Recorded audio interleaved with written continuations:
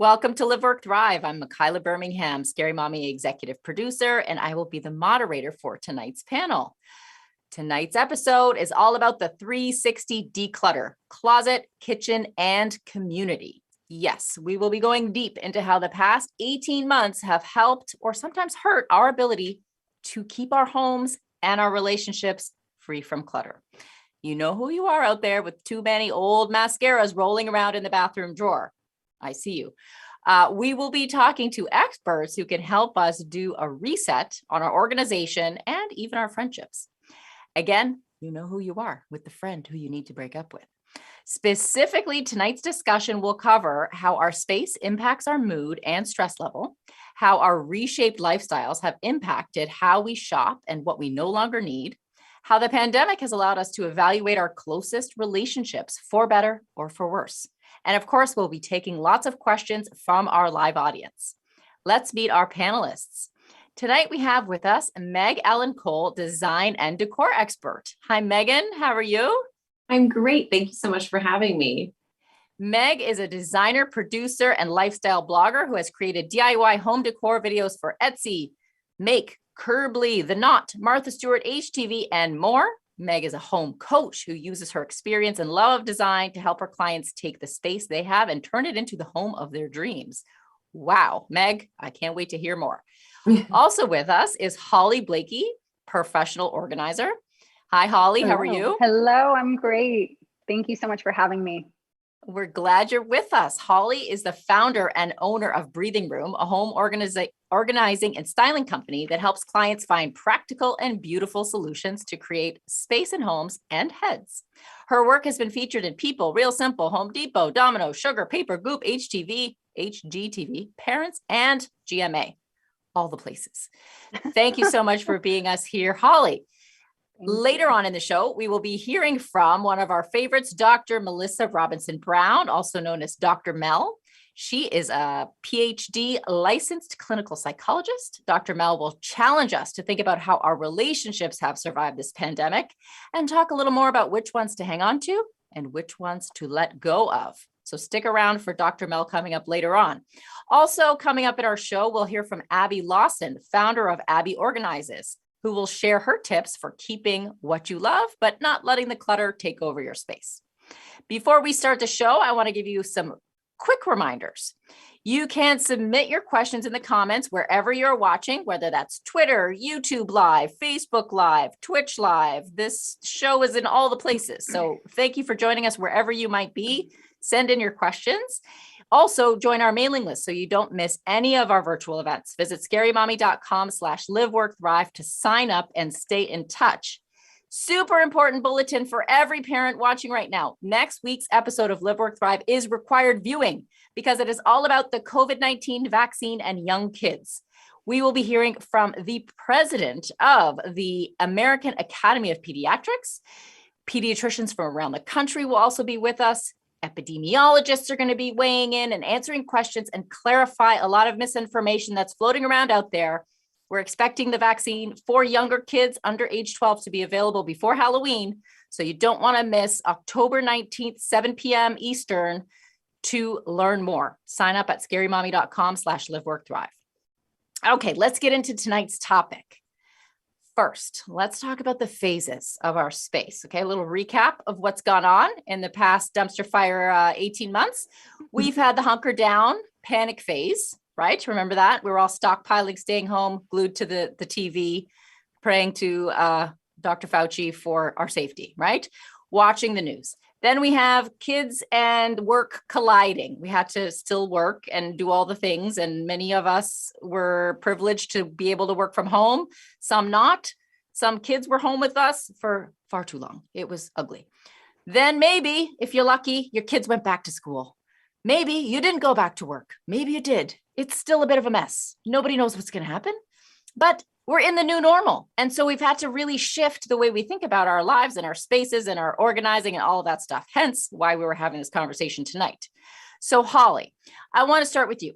As our phases of using space have evolved over this pandemic, has home organization gone from a nice to have, a thing you see on Pinterest for others, to maybe a more urgent must-have for many households out there?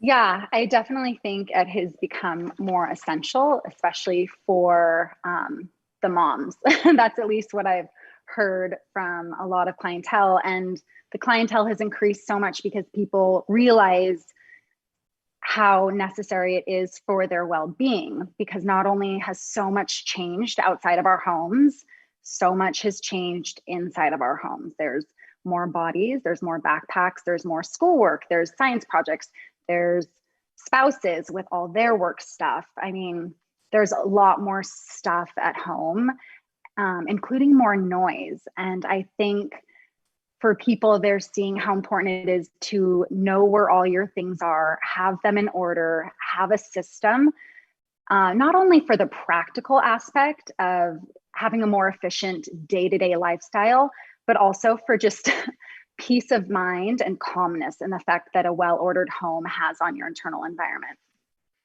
That makes a lot of sense. Now, Meg, how do you think our needs have changed as we move from this kind of panic mode to I better figure this out mode because, you know, my office may never reopen? Mm-hmm. What are the kinds of things that people are reconsidering now?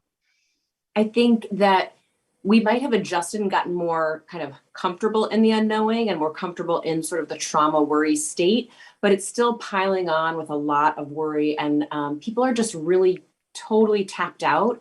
So I think that our homes are so crucial. They can either be something that really like helps and supports our mental health, or they can be something that kind of are another block and another obstacle to finding that moment of peace and calm. So I think that it is so crucial right now to just find whatever works for you, where you can create a little bit more of a smooth flow, whether that's like by the entryway of the house or your home office because the office is not going to open up again. Whatever it is, I think it is super important to look at that as like a pillar of mental health, because it just sets your week up to run smoother when you get a few of those things done on the weekend, if and when possible. 100%. It's definitely going to be smoother when things are in order, right? So Meg mentioned the home office. Holly, why don't you give us some of your top tips for the home office? You know, depending on where you live and your living situation, you may or may not have the luxury of an actual separate room to do your work. Many of us, myself included, are working, you know, at the dining room table or in a bedroom or, you know, wherever you can carve out some surface area for yourself. Holly, tell us, how can we make this work better? Yeah, I think that probably my two biggest tips are to create boundaries, and whether that's physical boundaries, however you can create it. Maybe you get one of those folding screens if you're in the living room or whatnot. But then also really setting your family up to know that this is mommy or daddy's workspace. You cannot take your finger paints and do them on my desk. You have that for outside or your friend's house. But really setting up expectations for yourself and others in your home that that's your workspace. Then I would say simpler is better. I think for a lot of us, when we think of organizing, we think I got to run to Container Store or Target and buy a bunch of desk organizers. Sometimes that defeats the purpose and just makes your space more cluttered. I think it's really important to only keep it down to the essentials of exactly what you need. And for a lot of us, that is our computer, a pad of paper, maybe a pen. And then really just try to simplify it, especially since we're in our homes. There's going to be so much other visual stimulation that keep your workspace really nice and clean. So it kind of sets up your mental space for success.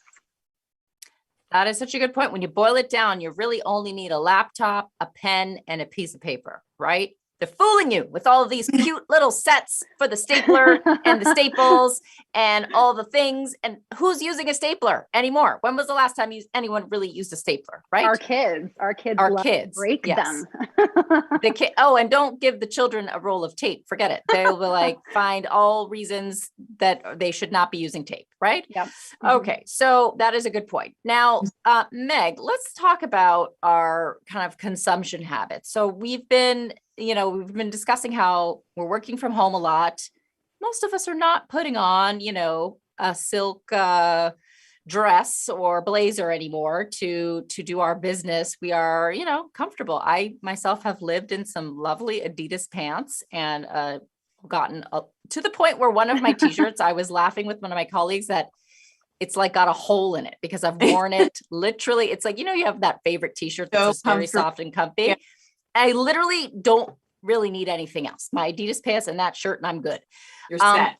I'm set. So, in thinking about the olden days when we used to, buy things for the outside world to wear and to, look nice and change it up. Hard to remember.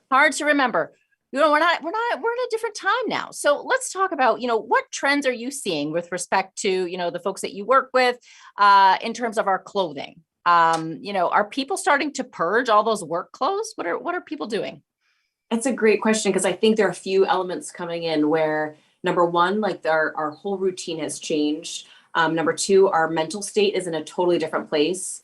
And for some people, our bodies are in a different place because of everything else we just mentioned. So I think people are definitely getting rid of a lot of those work clothes. I think people are finding that they're so uncomfortable in so many other ways that being able to be physically comfortable is actually a great way to be able to sort of like meet yourself where you are and find some comfort, find something that's less stressful.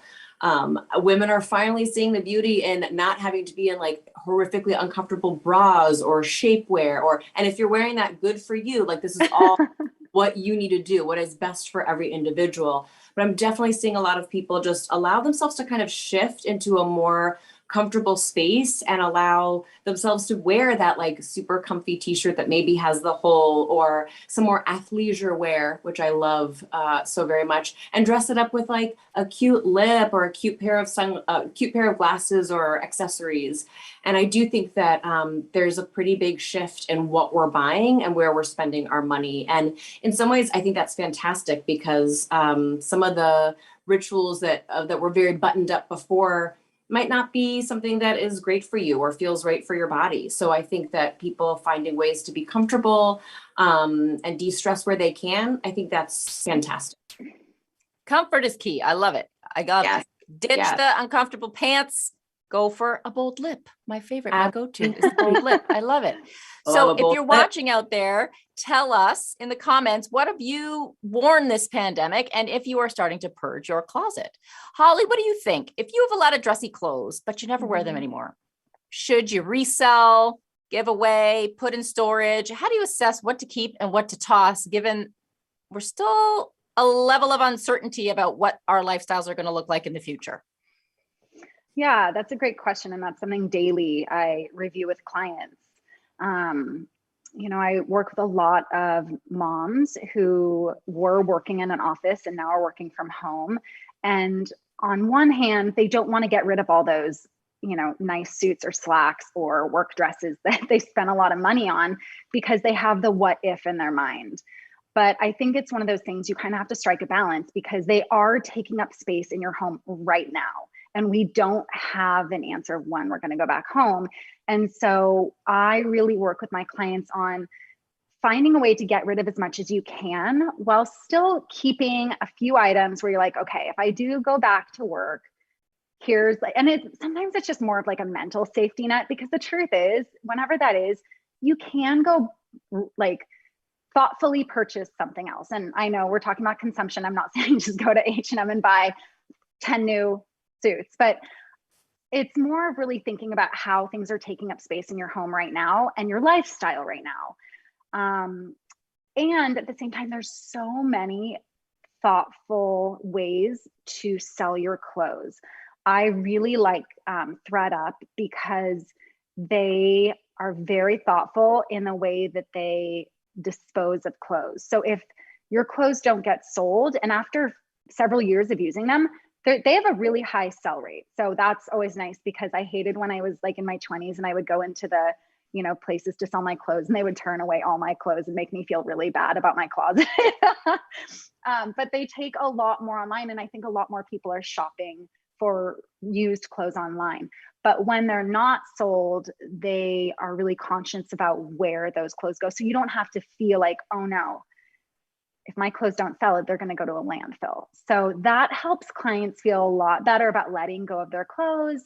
I talk them through somebody else could use these much more than you. And then you have space in your closet for A, just space. Space is nice. Or B, what you really, really want. And sometimes what you want is already in your closet, but you don't know it's there because you can't see it because there's so many work clothes hanging in the way. Yeah, it's so true. Yeah. I love that, Holly, because I think that especially with everything that we've been going through the last several years, but particularly this pandemic, community has been so key and so crucial. So I think another way that people are finding like thoughtful, intentional ways to sort of purge and get rid of things, I'm seeing like more neighborhood community swaps and just giveaways where people are letting people know I have a lot of great clothes so that it can just literally go right to somebody else immediately. Yeah. You're making their life easier and better. You're getting rid of stuff for you. And I'm really seeing that community kind of come in and play a role in that so that we can be more thoughtful and make sure that, yeah, our clothes aren't going to a landfill, because we're seeing, I think, the daily effects of weather and all that stuff. So we're kind of thinking, okay, what can I be doing in my home? And then in our home, we need help and we need work and stuff like that. So pairing those two things together is such a wonderful thing to do. And we're learning more and more that recycling is not nearly as impactful as we once thought. And so just being able to buy less, use less, and then repurpose things like those work clothes is such a smart way to be able to be sort of walking the walk at home. And when parents are including their kids with that, that also is like instilling such a great principle just really, really early, which I think is wonderful. Yeah, I think that's a great point. If you're daunted by the idea of, using a consignment service or, one of these sites that was mentioned, you can think about a lot of neighborhoods have buy nothing groups on Facebook. Just look up buy nothing and the name of your town.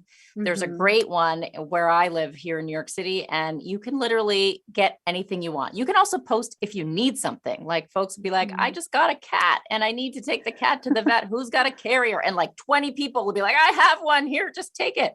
It's fantastic. I have a stat here about the amount of textiles that we throw away each year. And when I read it, it was just shocking. The EPA estimates that Americans produce 17 million tons of textile waste annually. That's 85% going to a landfill. All right. 17 million tons. That is the equivalent of 45 Empire State Buildings. All right. That's a lot of clothes, a lot of impulse buys there going to the landfill. So let's start to think about that. And, really, as you mentioned, let's think about all the impacts this is having on our planet, especially as parents. Let's do our job so that our children have a better place than we're the direction that we're heading in.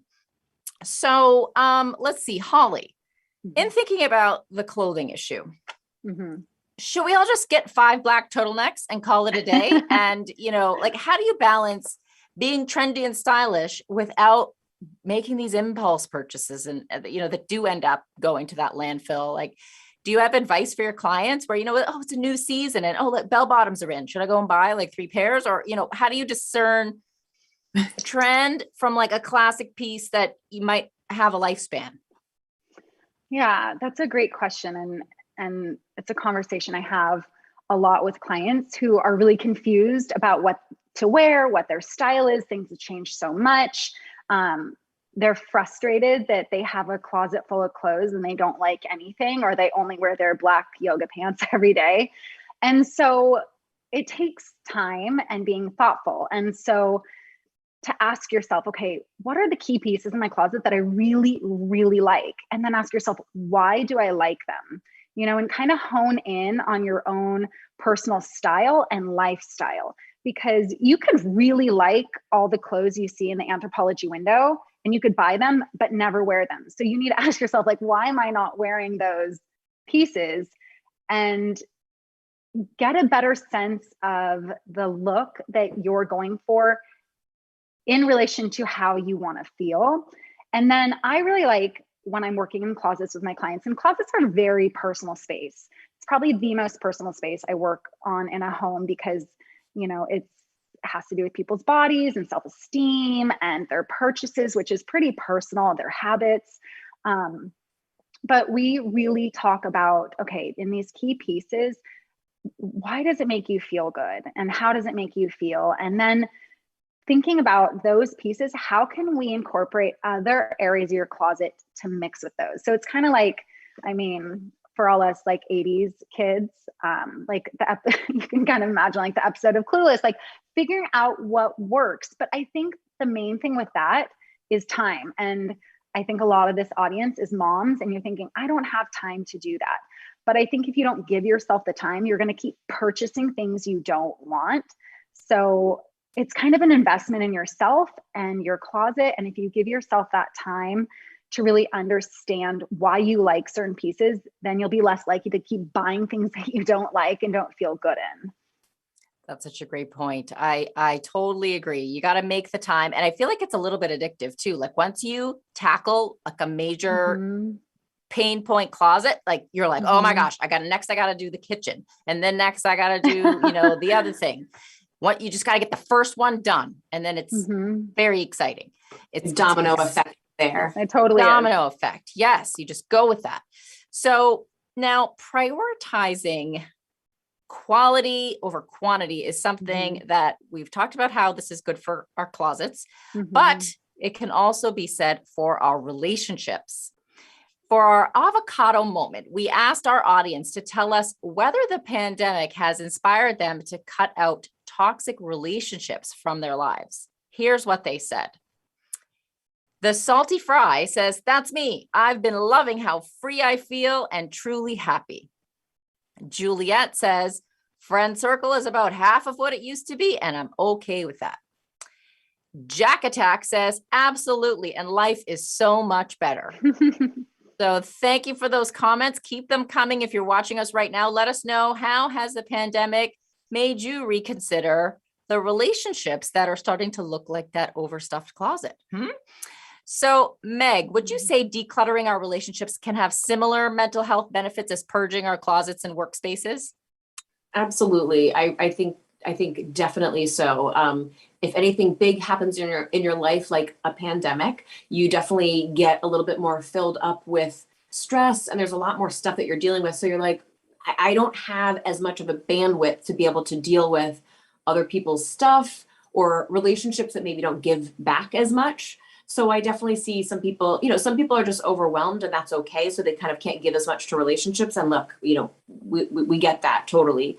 But I do think that people are making more intentional choices with who they're spending time with, or spending time with virtually, because that's all we can do. And I think that whatever people do in a way that is supportive of their own mental health, I think is a good thing. So Holly, tell me, you're a professional organizer. So I'm guessing you've seen the good, the bad, and the ugly when it comes to, the space. Can a person be really great at organizing their space, but really bad at prioritizing their relationship clutter? Oh, totally. Absolutely. And I think it has to do a lot with like priorities and how you're spending your time, and just giving it thought. And to Meg's point, the pandemic gave us an opportunity to pause and think about things that in the daily hustle of life before. And, even when we cut out all the practices for kids, right? How much life did we get back? It was kind of nice in the beginning. It's like, oh, I'm not in the car all the time driving around. I mean, just even the time that gave us, I think really let us look at and see things differently, whether it was in our homes or in our relationships. Can I tell you how much time I had when all the practices were canceled? Oh my goodness. That was the best. Later, I'm going to ask you how to organize all the sports equipment, because that's a whole nother show in and of itself in my house. So Meg, how do you think the pandemic has led people to start to reevaluate who they spend time with? Big crowds are still not a great idea. Have we become more particular by necessity? I think so. I've definitely seen a lot of my own friends in my circle also just report back to me if they know that people aren't being as safe or precautious. That's also a little bit of a bar of how do I prioritize spending time with this person, because I need to protect myself and my family. Again, I think our stress is just like so evident and so clear when maybe we could sort of push it down. It is here, and it is being kind of thrown on and around our family more often because we have less time sort of alone. So anyone that sort of brings that stress out in us. I'm seeing sometimes we're just kind of just like stepping back from a little bit.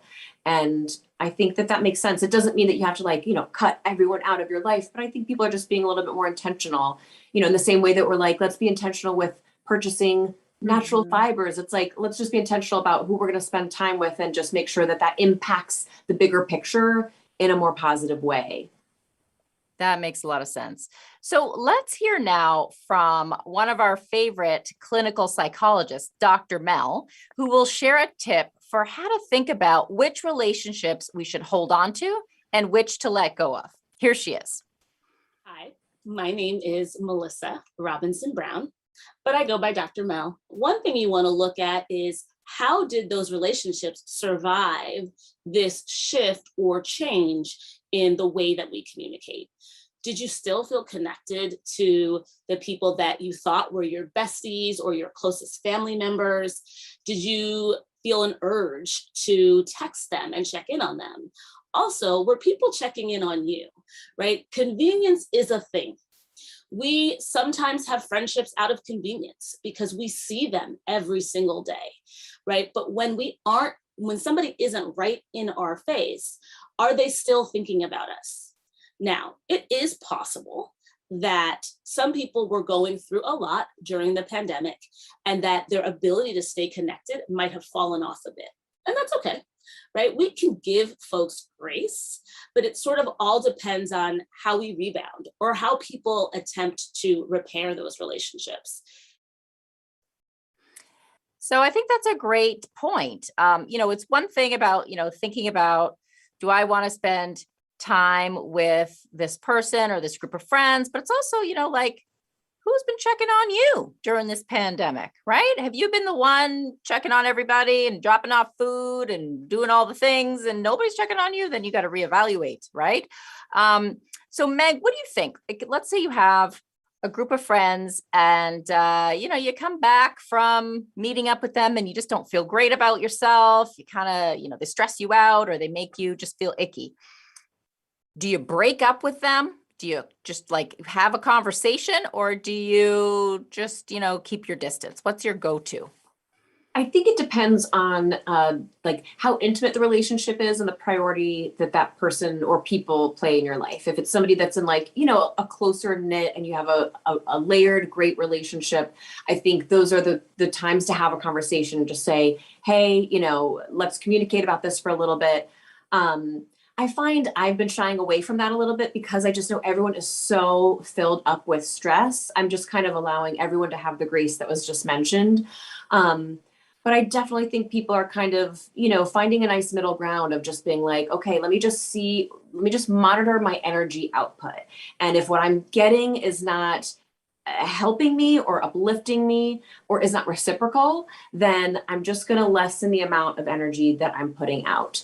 And again, I think that can be really healthy and really okay. And just even shifting sort of the role that relationship played. It can be a more casual, every once in a while, hey, situation, if that is what serves your life right now. I love that. That's a great point. So Holly, tell us, when it comes to scheduling your social interactions, your sports, your day-to-day, I must know, what organizing app or book or tool does a personal organizer recommend? What's your go-to for how to keep track of all this and look and see, oh, listen, I don't have time for these friends who ignore me? I mean, that's a great question. And I have tried many things because I have 3 kids and because I work full time. My husband and I are always, switching off who's picking up the kids, and my mom comes into town. I mean, so a lot of people are involved with scheduling, which means it needs to be very visible. So, right now I will say we are in a different living situation, and what I used to use is in storage. So I'm having every Sunday to print out a color coded list, which isn't ideal. Normally, what I love is this thing called a skylight calendar, and it is a digital calendar, and it isn't like, it's not an iPad. Like, you can't play games on it, which I love because, if a kid walked up to it and played games, then we'd be done with that. But is basically this amazing digital calendar that is color coded. You plug it into your phone. You have an app and you plug everything into your phone. And then you can send the invite to anybody who's part of your scheduling team, you know, like relatives or a nanny or the dad or whatever. But also you set it on your kitchen counter and everybody who's in your home can see it. And so, and it even has little areas for, you know, for my nanny, it says, you know, my 2-year-old's food is in the fridge. So it's amazing. And it updates instantly. If you update something on your phone, it updates instantly on the calendar. And so I've loved that. And I actually, the house I'm using right now, because my house is spotty, they have one on their counter. And I was like, yes. The skylight, it's called the skylight calendar. It's called the skylight calendar. And the family, they're a family of 6 and it's all boys and they are always at practices. So if they're using it and it works, I think that's like the biggest testimony. All right, girl. Is key, right? Like anything color coded, that's like half the battle. It's amazing. It is. And it really, I think for busy families and whoever's doing the brunt of the scheduling, which is a full-time job. And I feel like it's mainly moms. I want to give dads credit. If you're a dad out there and you're scheduling, award, but it's mainly moms. And it is a full-time job. And I don't think anybody understands how time-intensive scheduling is. So this has really helped with kind of being like, no, like you can't forget anybody. Like it's on the calendar and everybody sees it. So and that also might help because, you know, we've heard a lot this past year and a half about the mental load and the disproportionate burden of that load on women. Yes. And tools like this, you know, are a way to shift some of that load onto others who can read. If you're 8, you can read, you can look at this thing on the counter and you can see what time you have to be ready by the door to go to the soccer practice or whatever it is, right? So we need to delegate. Yeah, even if they can't read, if they know they're blue, you know, they know colors. Look at blue and you can hopefully look at the numbers, right? Yeah. So speaking of the children, all right, I like to say this period in history has been the wrath of the children. The children have been, love them dearly, but they've been home a lot more than they used to be, right? They're eating all the things, they're changing the outfits 7 times a day. I don't know what's going on in my house right now. Everybody decide they need to use 7 bath towels a week. Like it's not, they just can't use the same one for like a consecutive few days. No, I come into the room and there's like 5 towels. I'm like, what are you doing in here? Not only is it wet, you have 4 friends with it.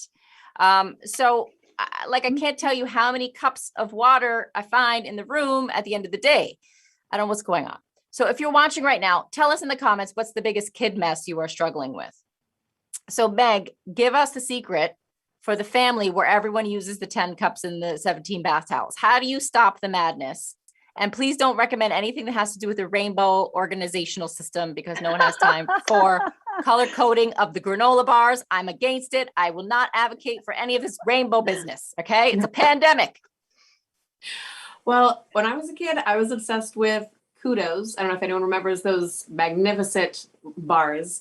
And I would just go through them. I mean, latchkey moments, you do what you have to do. And my mom limited me to a certain amount, like a week. And so if I went through too many of them, then they were gone and there weren't anymore. So I'm thinking a system where you say, okay, these are your 2 towels for the week. And if you go through them, you're going to have to use your dirty one. Not that that's really that enjoyable for you, Mom, but I feel like giving a little bit of an actual limit and saying, this is what we can do, and this is what we can use, and these are your cups, and don't go out of that parameter, just like setting some of those limits and just showing kids and talking them through it.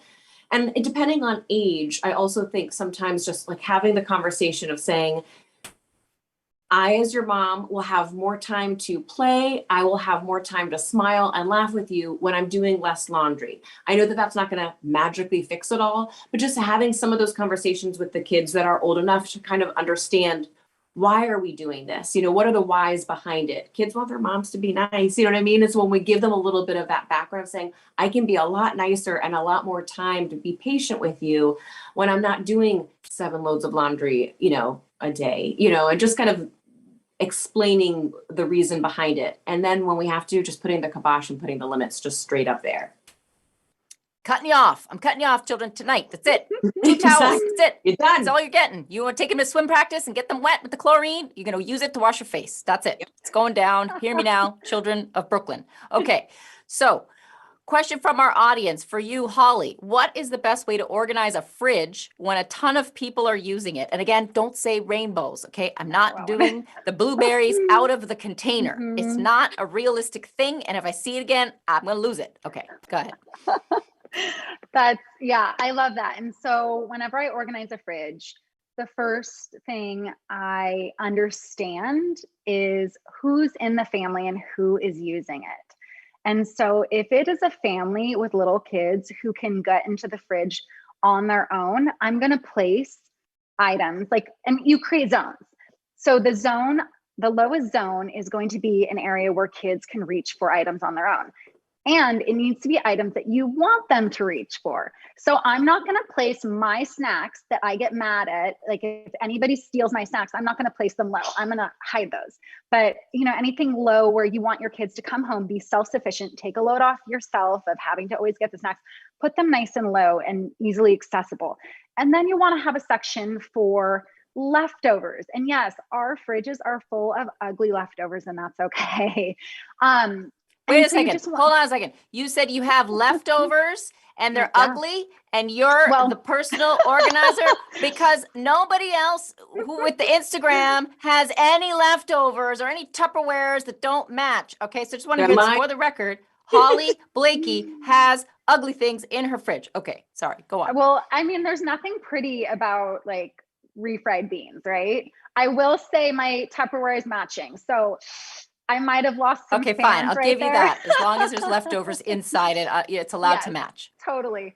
And so just creating zones, because the point of zones isn't to make your fridge look Pinterest worthy. The point of zones is so you know everything in your fridge. And so talking about waste and overconsumption, if you know exactly what's in your fridge, you're not going to let things go to waste. You're not going to go buy another thing of ketchup or another thing of milk that might get wasted. You are going to know what's in your fridge and then you'll use what you have. And so another really great thing and system that I love for busy families is a section, and it can be a tray. It could be a paper bag. I don't care. You don't have to go and spend money on getting anything fancy, but create an area that is the use first area. So that's all the items that are going to expire fastest, or that sometimes if I'm out for work, I will put things there that I want my husband to eat for dinner. So he doesn't eat my good Thai food or something, So the whole point of having an organized fridge is to make it so you're using what you want to be using and not over consuming, and making it so it's easier on the mom and other people can get what they need. And your husband's not standing in front of the fridge asking where the things are. It's no. This is our family system. You know where the things are. So I like that. I gotta move up the grapes to that section. I buy the grapes, I eat the grapes, and then I want a grape and it's a rotten grape. Can't get it right with the timing. Okay, so Meg, here's another question from the audience. A friend of mine and I both stopped reaching out to each other. Should we both just take the hint and let this friendship go, or am I still ghosting? Ooh, spicy. I think it's a great question. And I think a lot of people are probably thinking that too with some people. I think that so many of us, myself included, are so overwhelmed with so many things. There are people that I love dearly, some of my closest friends that I have not spoken with in a while. And it's just because sometimes the plate gets really full. You never know what people are going through at home, in their personal life. So if it's someone that you value, definitely reach out, just say, are we cool? Do you need more time? I mean, I think sometimes just having that grace that was mentioned for other people and not taking it personally. I definitely am someone who can very easily be okay, I've not heard from her. I think it's me. I totally think it's me. We can all get and think that. And I do the same thing. But I can just think of a friend right now who I haven't spoken to in a long time. I love her. I die for her, but it's just been crazy. So I think when you value someone, if it's someone that you really care about, just kind of sending a reach out, and then that person can just have a little bit of space and they get that you kind of understand and they can answer you honestly. And if you don't hear back again a few times, then maybe, just give them the space. And if they come back, then it was, they're meant to be in your life. And sometimes they just need a heads up or just to know that you're cool with them meeting you wherever they are and not having to come back and be this kind of perfect best friend. I think some people are really struggling with, some people's depression or anxiety is a little bit higher. And maybe we're kind of thinking, I'm usually this type of friend. And if I can't show up as this type of friend, maybe they don't want me, or maybe I just don't have it in me. So I think sometimes just letting each other know, hey, it's cool if you show up however you are. I get it. Just gives us the kind of knowledge that like, we're free to be where we are. We don't have to step into something that maybe we're just not even capable of kind of stepping into right now. That's a great point. And something that Dr. Mel has shared with us earlier is that you don't need a reason. You can say no and decline an invitation or decline, plans or change your mind. And you don't even need a reason. You can just be like, I can't make it. And that's it. And sometimes just freeing yourself from having to like invent a reason or think of a like compelling enough reason is so freeing, because you're like, oh, I can just say no. It's a thing. Fantastic. So Holly, let's talk about those children again. So, the schedules have changed quite a bit. Many thankfully are getting back in the routine. Some are hybrid, some are, in person, but there's a lot of things, right? There's the school stuff, there's the backpacks, those water bottles. I would love to know if either of you has a trick for managing the water bottles in the household where you have the children who do sports, because they drive me crazy. They have the shoes for every different sport. How do you manage? I know you're big on systems, so I want to know, what's your system for like the in and the out of the bag that one day has to go to school with a flute, the next day the bag has to go to school with the swimming goggles? How do you monitor that system, make sure that it's got the right thing in it? If I have to deliver anybody's sneakers to a track and field situation one more time because they forgot it, I'm going to lose it. Tell us, Holly, what is it? What is the trick? Yeah. So I really think not the trick, but I think the best solution and system I have found for myself and then for my clients is setting a time, and it's usually Sunday nights for families, and getting everything set up. And so getting all those items collected. So what we have a bunch of different bins and a closet. And there's other options if you don't have a lot of space. You can get a back door system, you can get hooks, utilize wall space, get things off the ground. But we have bins, really inexpensive felt bins, and we put each child's items in there. And so on Sunday night, I just make sure they are there. I also make sure the things I need earlier in the week are at the top of the bin. Then when things come in, and it's kind of like mail where people are like, oh, my mail and bills are just piling up. It's usually because they don't have a system and they don't prioritize bringing the mail in, like having a simple little inbox mail system, and then getting rid of the junk. So it's the same thing when all the kids come home from school. And I swear school, especially with younger kids, they send home every single piece of paper, even if there's a crayon mark on it.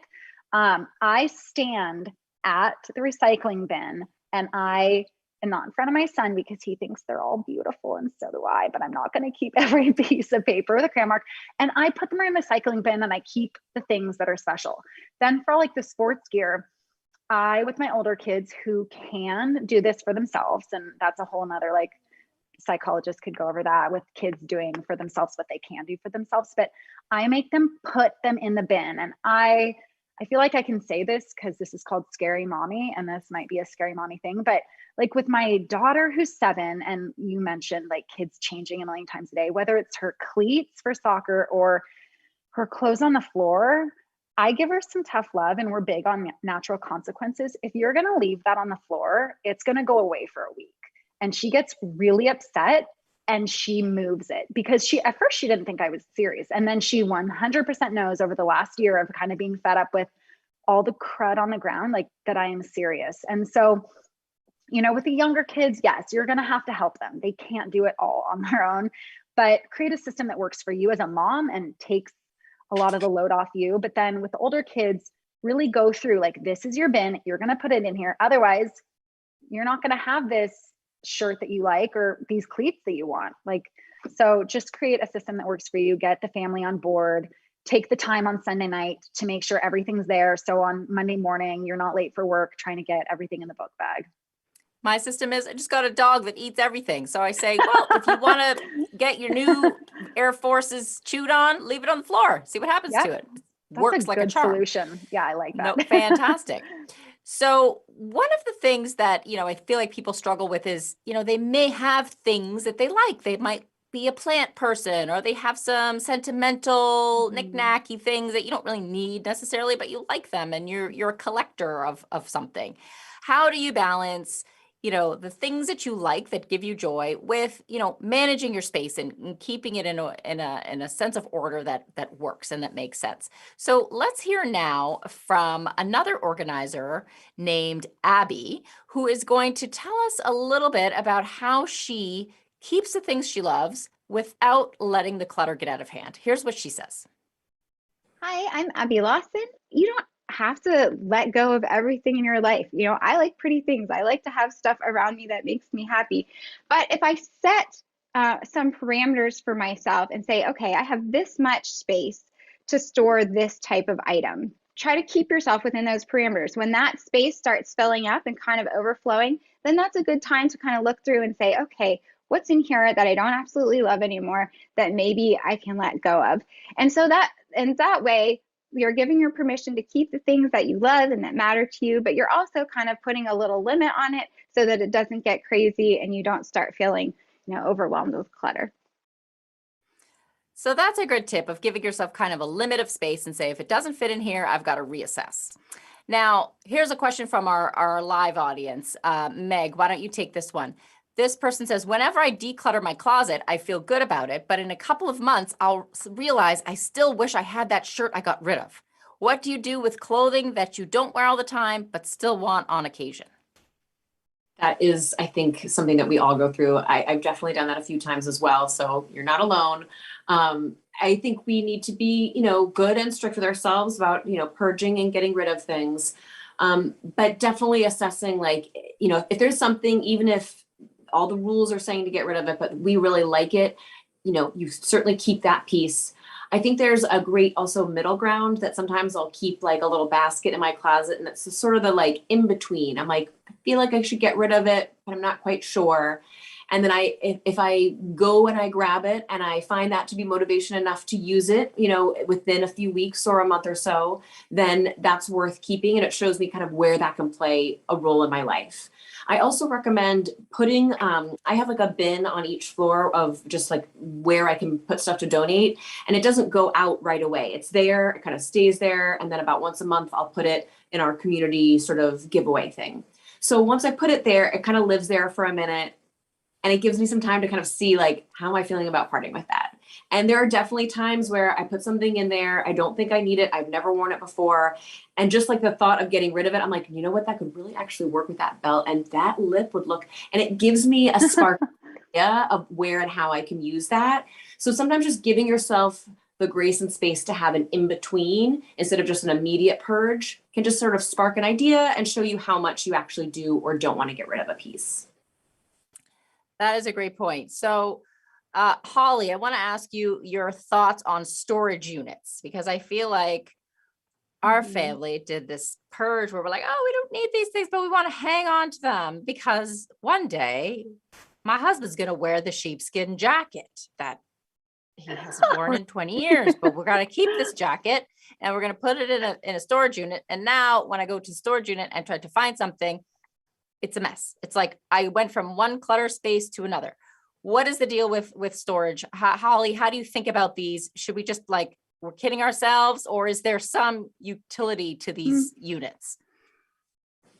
No, no. I mean, a storage unit isn't a practical system, as you pointed out in your example, because if you're not using it and you forget about it, but it's there and you're paying money, storage units are great for specific reasons. And, if a family member passes away and you don't want to take the burden of keeping it all in your garage because that will weigh you down, get a storage unit, But as far as if your individual household has too much stuff that you need a storage unit, kind of what Abby just talked about, your house are the parameters. And so if things aren't fitting in your house, really look at that. Got it. Okay. Storage. I mean, in my defense, we had to tear up the basement. There used to be things down there. We're waiting for the storage to come back. So I'm not totally off the charts with things in the storage unit, but I a little bit believe too you. many. I figured Halloween that was a good decorations example. may have tipped us over the scale, but that's again for another show. So we have a question here about shoes. And I feel like this is a big one, especially in my house. I, for one, am a proud size 11 shoe. My shoes are big. They take up a lot of space.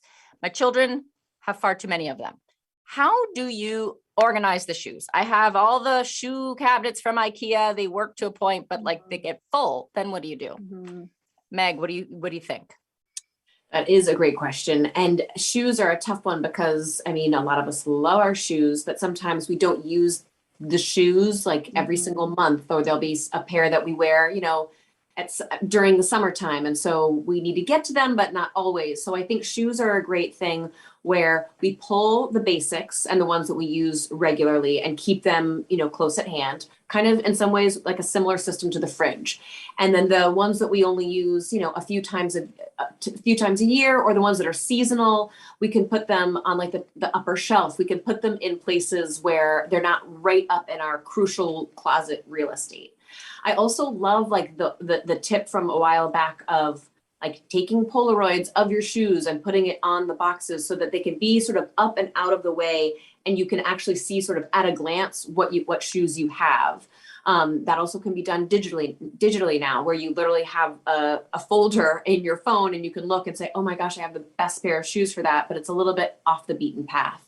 I think that just being a little bit creative of the real estate and where you want to keep them can be really smart. And then keeping your basics and the ones that you use regularly, like, let's be honest, our athleisure ones these days, in the more forefront of the closet situation.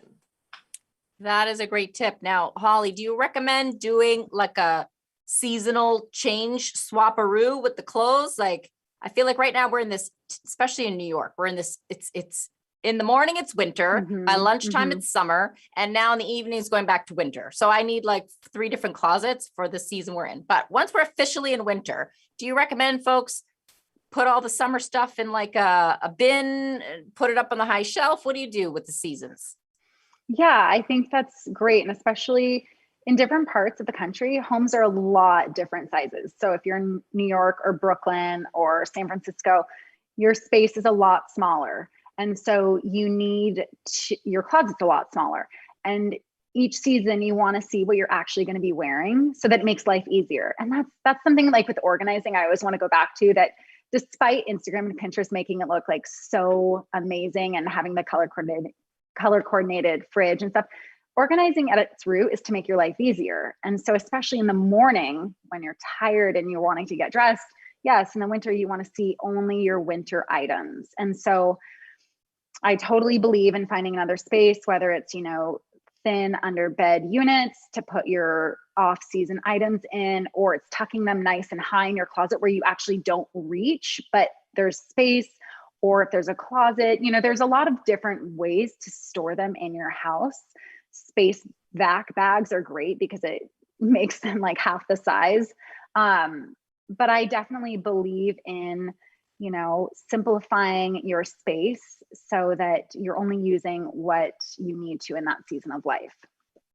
Awesome. I'm waiting for the first frost. My biggest pet peeve is when you pack it up and then you have this lingering pair of shorts Totally. that comes out of the laundry a month later in November, and you have no place for it. It just drives me crazy. Okay. So Meg, last question from the audience for you. When it comes to books, how do you organize them and make them look good? Your beautiful bookshelf behind you looks so nice. I have a ton of kids' books and I don't want to color coordinate them. I just want to make them look neat. What do you advise here? For kids' books, I think especially corralling them in like a more grown-up design can be really helpful. I have a really cool like vintage cartel magazine holder, and I think it's great to be able to put like kids' books in there, and that way they don't have to be in any type of order. People can just put them in, but it's in like an adult cool design piece. And with books, with grown-up books, I think you can do it in any way that you want, of course.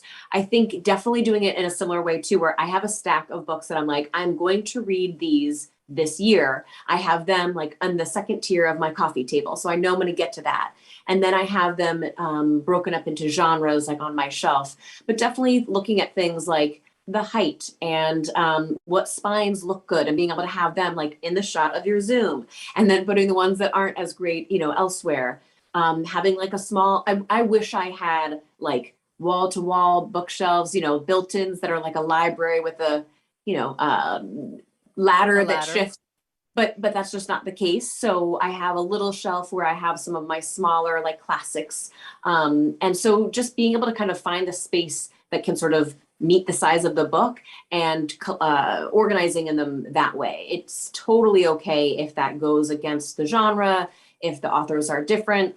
I find that a lot of us just kind of look through our titles anyway, and none of us are living in like, a mansion. And if you are, hats off to you. But yeah, just organizing them, kind of letting the books, like the shelves find the books that fit them best. You don't need the Dewey Decimal System at home. You're good. Just match up the height and make it fit in the shelf, right? I like that approach. Okay, so Holly, last question from our audience for you. What if you have a small house? Hello, all my friends in New York City, and you don't have a mudroom. Where do you put backpacks? The couch seems to be the place, and I don't know what to do. Mm-hmm. Yeah, that's a great question. You really want to create a system, and you don't need to have a beautiful mudroom or a bench or whatever, but you want it to be in a space where your kids will drop things right away. Because if it's too far away, they're less likely to put it away. And this can be like, you can get a back door hook unit, you can get wall pegs, you can get like 3 cute woven baskets for the ground. So I really think it depends on how old your kids are, because of course, if they're hooks that are too high, they're not going to hang them. You want to create a system where the people in your family can continue to keep that system successful. For us, we have, the shoes thing is a good example. I would love for my kids to put shoes in cubbies. They won't. And so we have a big basket that you can't see through, and they put their shoes in there. And that for this time of our life works great. So as far as like a drop zone for backpacks and sportswear, really take your kids' ages into account and what they can help with. And then make it so it's in a spot that's right away so they can't miss it and there's no excuse to ignore it. But cut them off when they walk in the door. Yes, there's lots of options. I love there's that. Hooks, back of door storage units, basket. There's definitely options that are inexpensive. That is such a good point. And you're probably likely to have to evolve the system over time. So once your kids get a little older, maybe you graduate away from the bin of shoes and you go to something that's like a little more, hidden or whatever. That is a good point. And also you got to train the family to think a little bit more organized. So we are almost out of time, but I want to let everyone know that our next live event will be on October 19th, next Tuesday.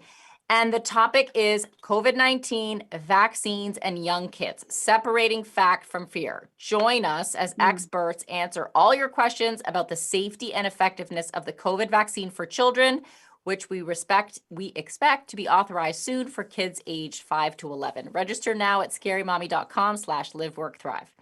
Thank you to our incredible panelists, Meg Allan Cole and Holly Blakey. You were both so great, and you've inspired me to go home and tackle some messes. I really thank you both, and you can check out more from them. Meg is Meg Allan Cole on Instagram, and Holly is Breathing Room Organization. You can check out more from both of these talented women there. We also thank Dr. Mel for joining us, and Abby Lawson from Abby Organizes. So have a great night, Scary Mommies. Let's take a minute to reflect on the spaces, things, and people that surround us and prioritize the ones that truly help us live, work, and thrive. Good night.